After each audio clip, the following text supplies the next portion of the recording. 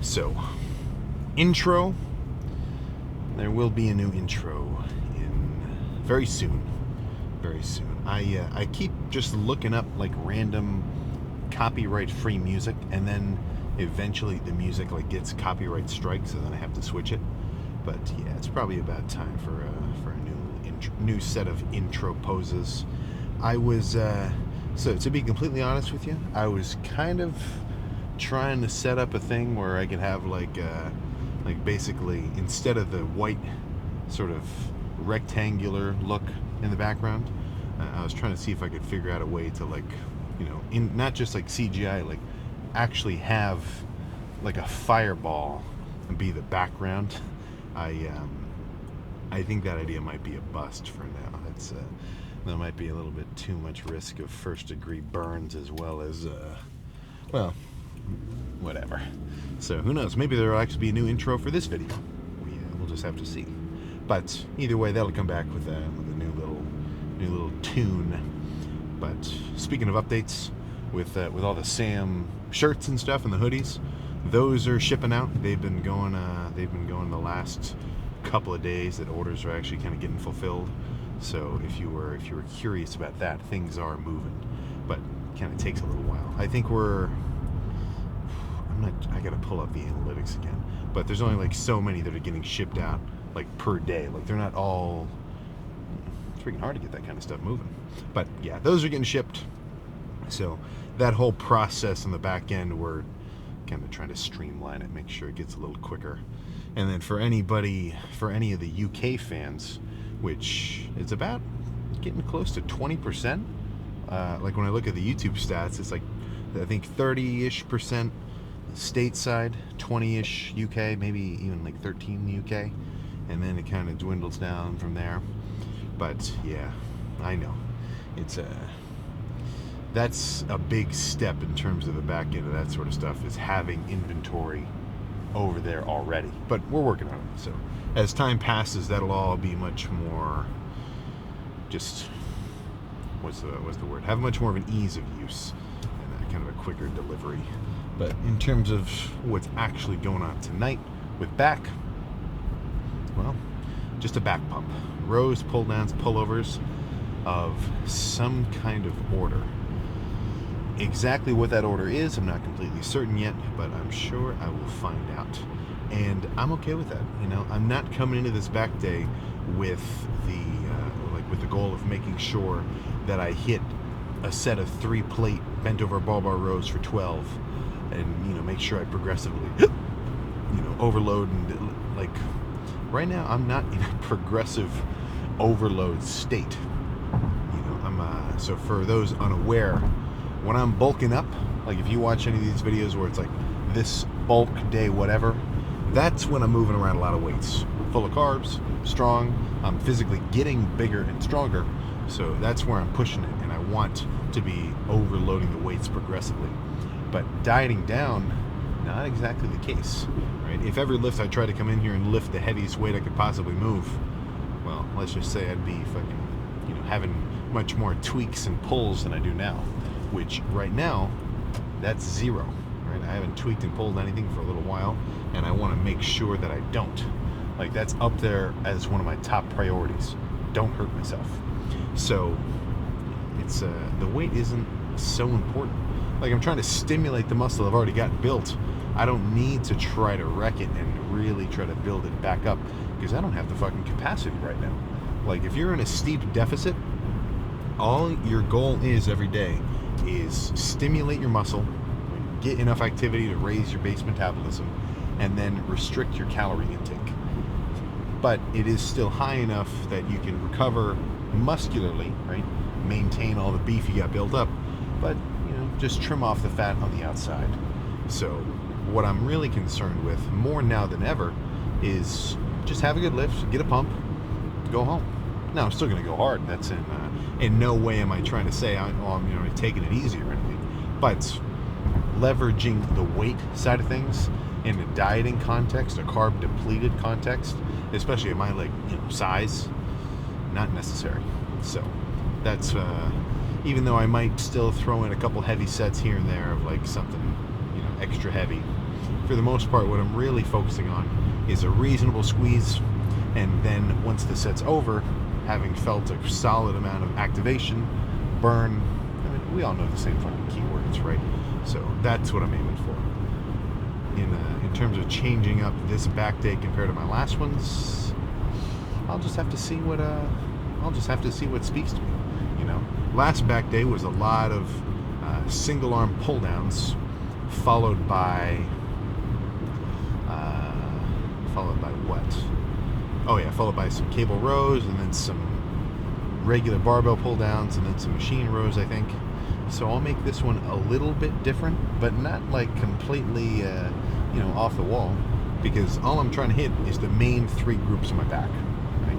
Lower lats, mid kind of lats, mid traps, and then a little bit of my kind of upper traps, like rhomboid, teres major, kind of freaky stuff.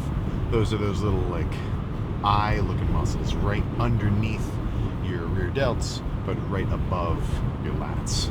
So as long as at the end of this lift, during the pose down, I basically hit my back from all angles, I'm fully pumped, and I can tell I went hard and I stimulated my back, then that is all I'm aiming for. So I think no point elaborating it any further.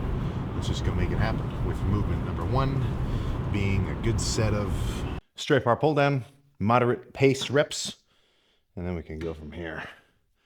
I almost started with seated row, but I don't know. Didn't really jump out of me in the feeler reps.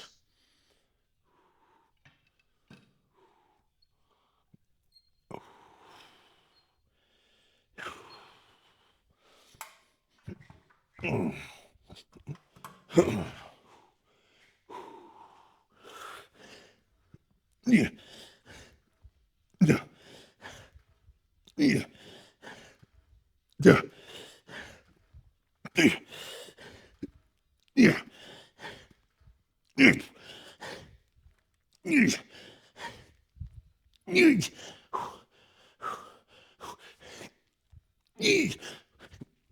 Yeah. Oh my gosh. Oh. One more like that. I'm really starting to feel that 100 grams of carbs I've only eaten. But good starter set. Let's just fucking do two more. Same style, same everything.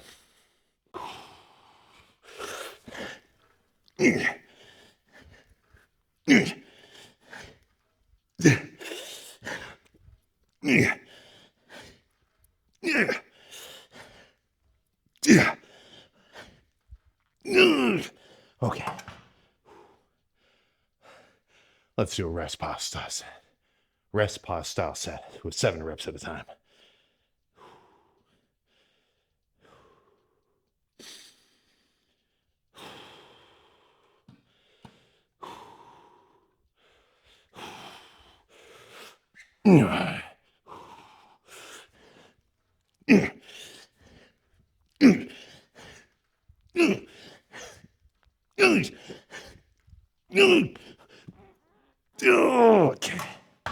Okay. That's enough of that. Oh my gosh. Yeah. Let's do a row next as a good contrast between pull down, then the rowing movement. And I think some single arm action might be just about right. So this cable setup is actually perfect for what I'm aiming for, because I can hold on to this handle right here, get myself a good bracing position, and then single arm cable row. And what I like about this more than like a dumbbell is every foot that I move this weight or this handle, the weight only goes up half a foot. So if I pull this shit at like 5 feet a second, the weight's only actually moving up 2.5 feet a second. So what that means is I can't build up as much momentum. You know, like on a pull down, like the pull down, the cable is immediately directed straight to the weight. This has an extra pulley. So with the pull downs, you can kind of wrench the weight in the beginning and get it moving and then ride the momentum. But since you can't build up so much momentum here, because it's got this pulley kind of reducing your, what's the word here? Well, either way, The pulley makes it so you can't just rip it. Like you're going to feel much more constant tension, which in a slow rep, of course, is going to be the case. But on the cable, I just like it more. So let's start with the left side.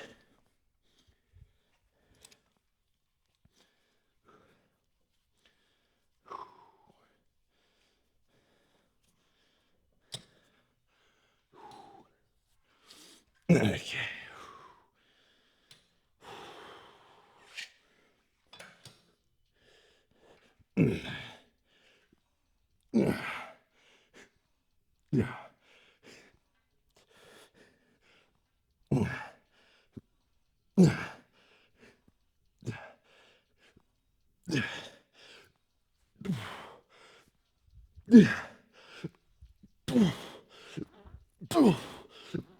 Oh my God, okay. Holy crap. Let's do 2 of these.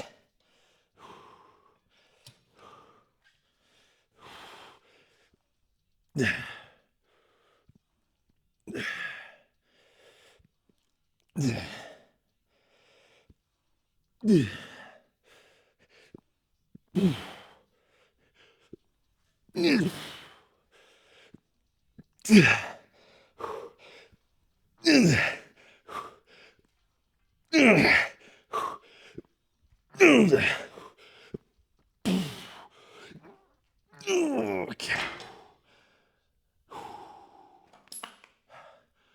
All right. I might move the weight a little quicker on this next one, but that was a very good counter to the lat focus pull down that movement number 1 was.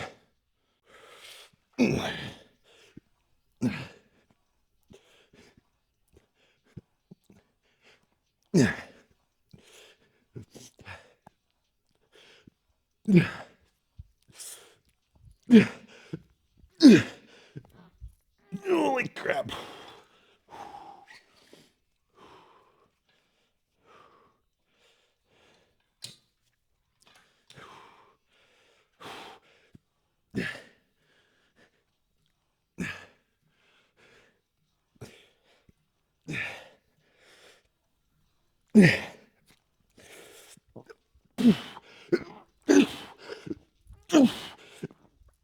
Okay. All right. That's enough of that. Back to something lat focus. So this will be much lighter than the 2 sets that we just finished. So only 50 pounds on one arm for single arm pullovers, 5, 5, 5, 5, 5, 5, 5, kind of an alternating like rest pause style, but still hitting both sides at once. And the benefit that I get out of this isn't the lat isolation, like it is, but that's not the highlighted point. It's the hard squeeze I can get at the bottom.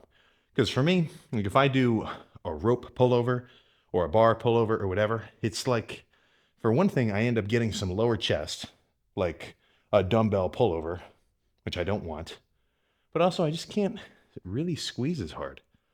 Might just be a me thing. But when I grab one single cable, turn a little bit away from it, and then act like I'm holding a damn sword or a little like Thorfinn dagger, and I go to sheath it right on my hip and really squeeze.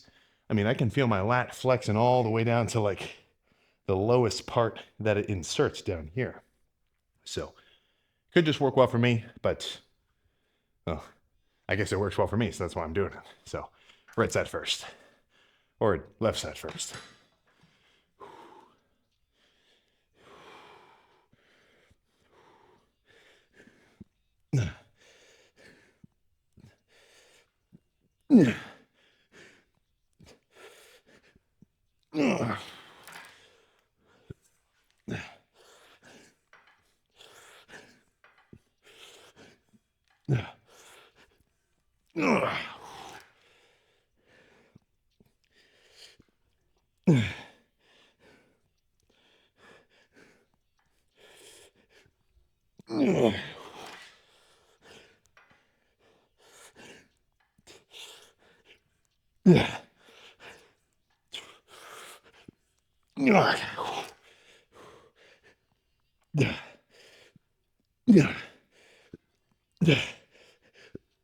Okay.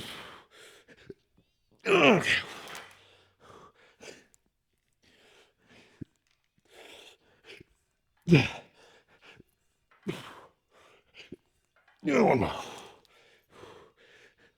Okay.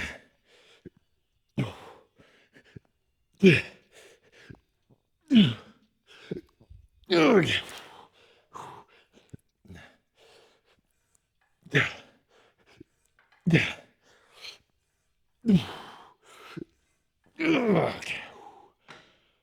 Oh, okay. That was good. I kind of had to call it pre-failure because it's not like I need to go to a point where I can barely move it an inch. I just sort of reached a level where it's like I can't really get the same squeeze I'm aiming for. Another lat focus movement, but not this. Let's change it up a little bit. This was a staple movement in my little basement gym because the rack, the power rack that I had a pull-up bar with these narrow grip attachments, which usually I'm not a huge like V-bar pull-down fan, but when you put two of these parallel handles together for a pull-up, I do like it. And it's a very strong setup, so I mean, this is going to be a legit set. And I'm going to make these a little nastier instead of slow and squeezing.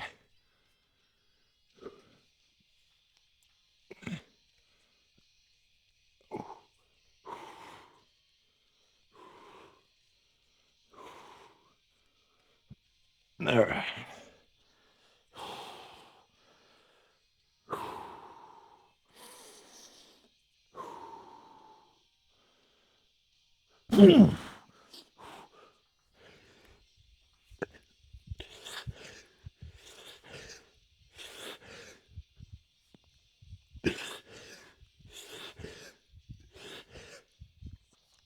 Yeah.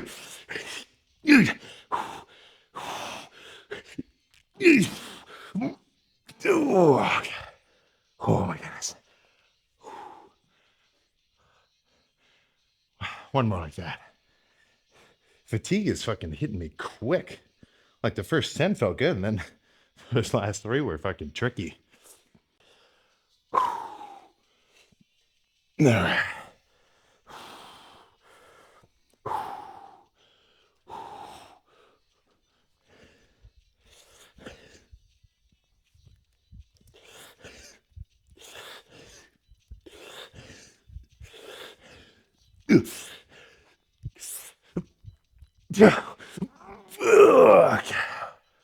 Oh my gosh.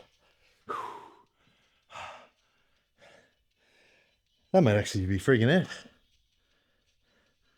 Let's pose down, goddammit.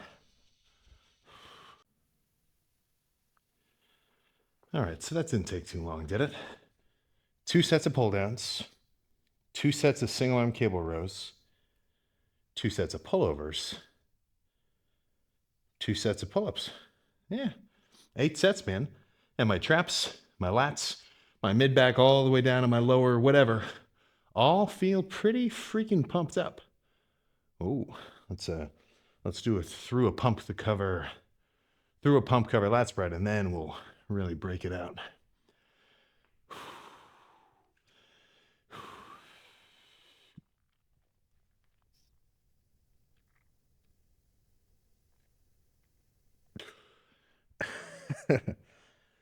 We're approaching a V taper, goddammit. It's gonna get freakier, but this is a pretty cool level to be at just now. So let's start from the front.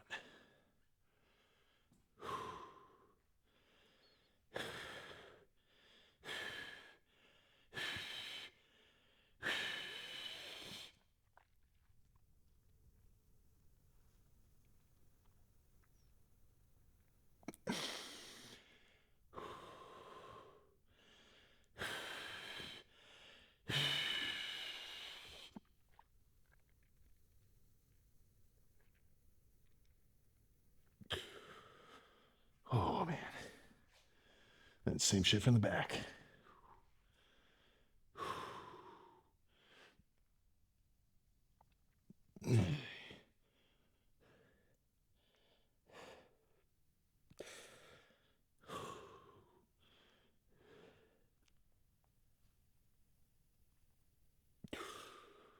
Oh my goodness. Yeah, it's hard to hold these damn poses with a back pump. I feel like my back's running into itself. But wait I'm skipping an important pose here.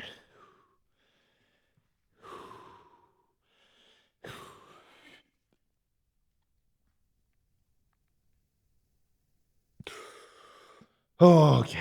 All right. That's pretty much freaking all of them. So I'd say that was well, a more than successful back pump, back separation, detail, everything else simply getting freakier and freakier by the day. Let me kind of hold on to the shirt to help me get a little erector action.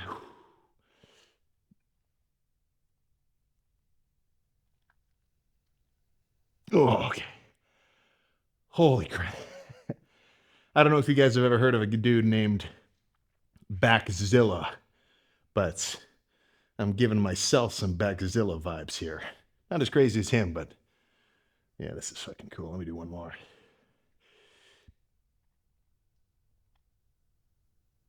Oh, man. Well, pump to shit.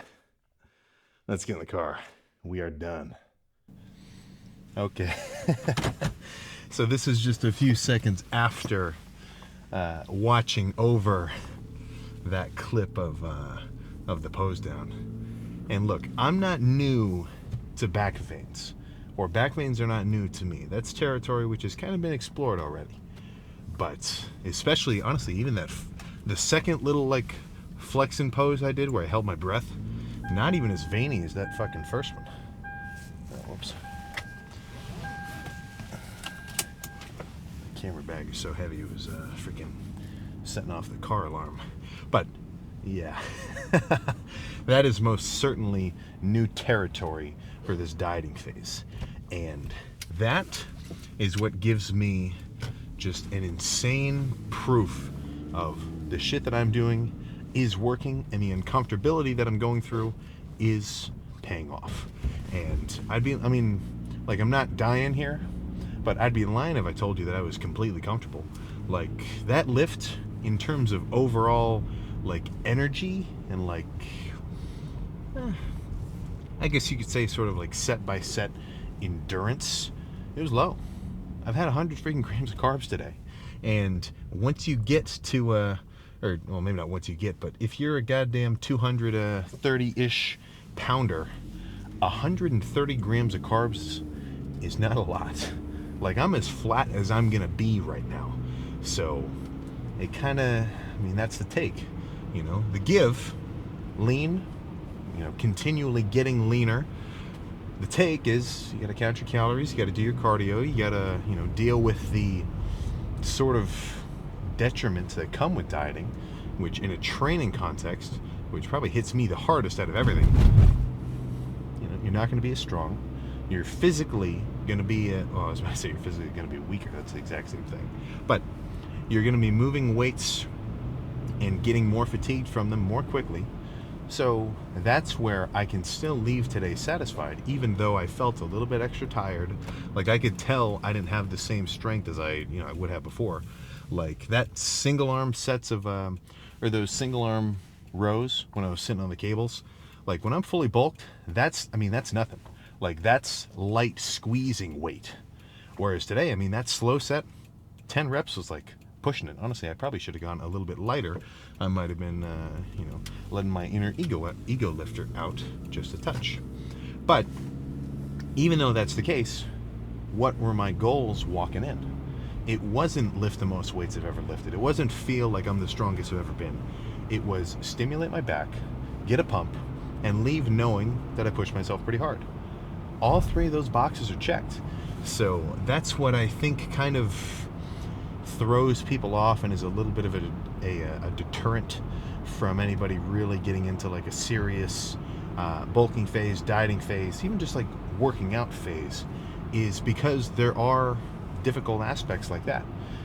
Like I'll hear this a lot from people where they totally have a motivation to want to get in better shape, start working out more, start like eating healthier.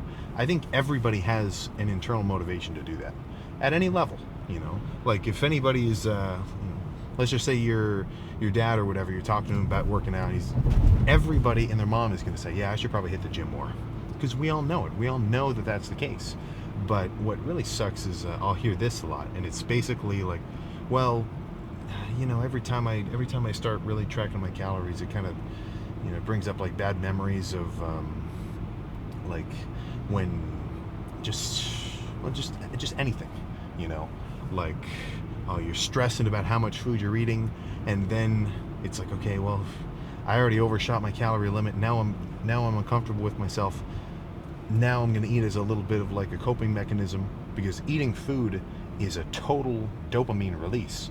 Like, eating a big ass bowl of something that you really enjoy gets your brain going like crazy. So I'm not saying it's simply like a mental weakness thing. You're hardwired to want to do that. But there is a certain, man upness to it, where it's like, yeah, I probably would decimate a bag of white Cheetos Puffs right now. Historically, I have done that. That was when I look back at the shit I would eat when I was younger, it is nuts. Protein like zero, but I'd be eating like bags of croutons, full family-sized bag of those. Yeah, goodness. But what I'm saying is, if I had no specific drive or goal that I was aiming for, then running purely off of my body's instincts, if my stomach had control, bag of Cheetos Puffs, 2 spicy chicken sandwiches from Wendy's, even though they make my stomach upset, something about the spices, and about a quart of vanilla ice cream. That would probably make my stomach feel rather good. And maybe that's a combination of stomach and tongue, because I get to taste it too. But that's not what I want to do. That's that is extremely counterintuitive to the goals that I want to achieve. Right? And don't forget, you're the one that's in control. Like, it's so easy to blame like cravings or like just whatever, but the guy piloting the goddamn mech that is your body is you right in here, this 15-pound blob that is your brain. And you got to be able to say to yourself, look, sure, it might feel kind of good for 10 minutes to go crazy in the kitchen, but afterward, dude, you are gonna feel worse, right? It just kind of sucks there. But I'm losing my train of thought with this police activity here. What do you think's going on over there?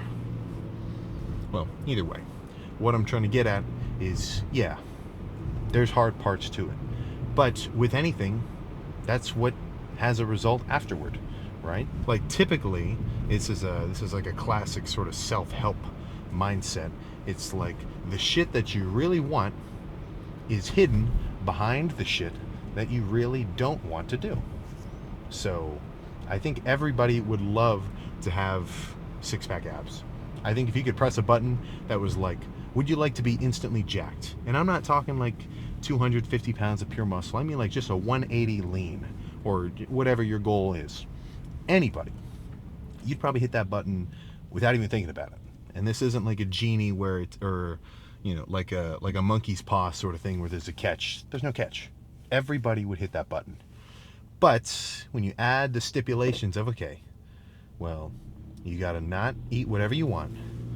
You can eat food that you like, but you can't just go crazy. You have to kind of control it and track it. You got to work out a couple hours every week, do some consistent cardio, and do all that for a few months on end, and not really see massive noticeable changes, except for like, every couple of weeks, if not every like month or so. Like, you'll still see a steady decline on the scale. Like, you drop a pound a week, but dropping 1 pound of body fat, if you've got like 30 to lose, that's what? 3% of a change? It's not huge.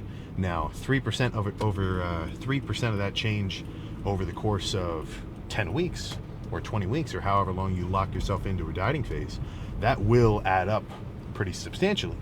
But day by day, it's not much. So that's where you got to really make use of your fucking mind, because I feel like one of the biggest distinguishing features of man versus animal is our ability to instill and enact delayed gratification, right? So, okay, let me think about this. Would future me prefer if I work out, get in shape, or would he prefer that I sit around, play League of Legends, and gain a bunch of body fat? Anybody, I think we know the answer. But that's where current you gets in the way. So it's like, well, I probably would like it if I was locked in. Like, if I could go back in time and completely revert the last 6 months and have already been locked in, then I would do that. Nothing has changed. You have another assuming all goes well, you've got another 6 months where you're going to be able to look back on these 6 months, and it's going to pass anyway. It's going to pass like that. I mean, I feel like I can remember pretty vividly, as if it was only like not that long ago, when I was like 16, lifting in my parents' basement, getting hyped up to whatever I was listening to back then, and then trying to gently re-rack the weight so I didn't wake my parents up because their room was above the gym. Like, time is fucking passing quick. So, the sacrifice of locking yourself in now is well worth the fucking reward of having been locked in for that amount of time afterward. And when I say that, I kind of feel like I'm just like projecting this idea of like all this hard work that you do now is gonna pay off, which it will, but for me at least, it doesn't necessarily feel like work because I enjoy doing it. And that's where I'm a little bit spoiled, because working out is definitely like my thing. I'll go on pretty long talks about this. I think everybody should work out. Everybody should have a basic workout routine, at least like 3 times a week of weight-based sessions and some cardio. Even just like 3 times a week, cardio and weights would be a massive game changer compared to 0. And that's only every other day. That's less than 50% of the days that you go and work out. And that's a huge jump from anybody who completely skips the gym altogether. So I do think everybody should be doing that. But everybody should also have something that they can really dive into on the regular and try to progress and get better at. So for me, those two things overlap, which makes it a bit easier for me to be extra motivated. But even if you're not, like even if the working out isn't your main thing, let's say you're a badass drummer, and you want to keep yourself in shape as well. So the working out might feel a little bit more like a chore. But that's where I think looking, and this is just like my own conjecture, I'm just kind of hypothesizing here, but I feel like it would be a pretty motivating thought to think, okay, if I could completely change the way I acted and the way I've been working out the last 6 months, I would. So I've got another 6 months ahead of me. I'm going to be in the same position I'm in right now. Then let's make this shit happen, but you can't force it. So all I can really say is, if that's something that you want to do, nothing's stopping you, right? Set aside some time. If you can be a bit more consistent with it, it's probably going to be easier, right? Let's say you've got you get off of work or school or whatever you got to do during the daytime, and you've got an hour and a half set aside that you can consistently dedicate to working out in some capacity. Dude, even just 4 times a week, I say that is fucking badass.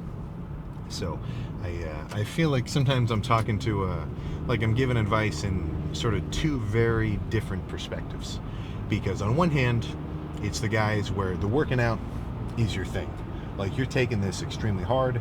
If you were to look back over like your like how your phone has like a watch time and you can see how long you've been playing on different apps, like if you were to look over these guys' minds, the thing that they probably think about the most is working out. I feel like I fall into that category, because it's like nothing I'm doing is more than a few steps away from the gym. It's okay, I'm going to bed, I'm getting recovery for the lift tomorrow. Okay, I'm eating this, I'm counting these calories, in context of whatever dieting phase I'm in right now. Okay, I'm going to do this, and this today. When am I going to, it's probably, for the regular dude, that's way too much. I'm reasonably self-aware about that. But there's also the guys where it's just everybody should be working out in general, And that's not groundbreaking tips or anything. I think we all know this, but that's where you don't have to take it like to Tom Platt's intensity on the regular. That's cool, and I think it's extremely like motivating and hype inducing. But if you're just trying to stay in good shape, showing up is 75% of it. Easily 75%. Like showing up 5 times a week, if your goal is to get into solid shape, that's 3/4 of it right there. And if you can show up consistently, dude, the results will simply appear. And then, if you want to keep pushing it, that's where I think leveraging the dieting side of things can really start to make a huge difference. Like the thing that I think plateaus the most lifters across the board isn't training intensity or training consistency or like their training style or they're doing a science-based or they're doing this program. Like I don't think that's it.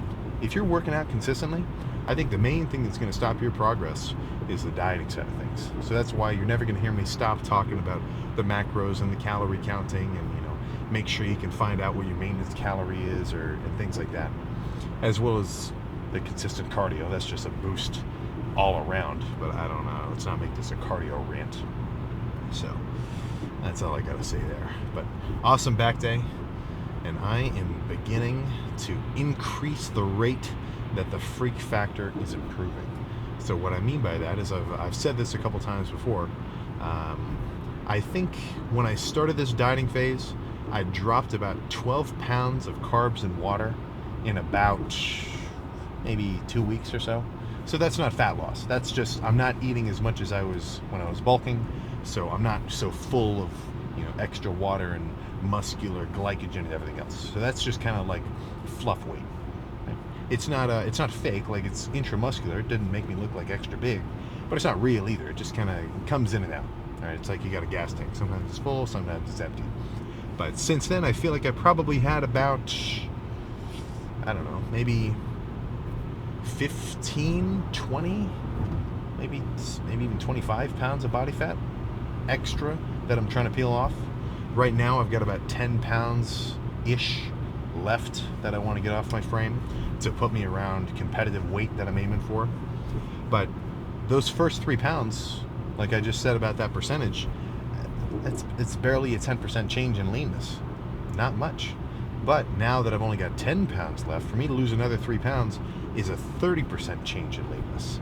And it's also kind of an exponential improvement, because the closer you get to lower single-digit body fat numbers, the crazier you start to look. And it's kind of like this fucking exponential sort of curve. So I foresee that 4 weeks from now, I'll be double the freak factor that I'm at currently.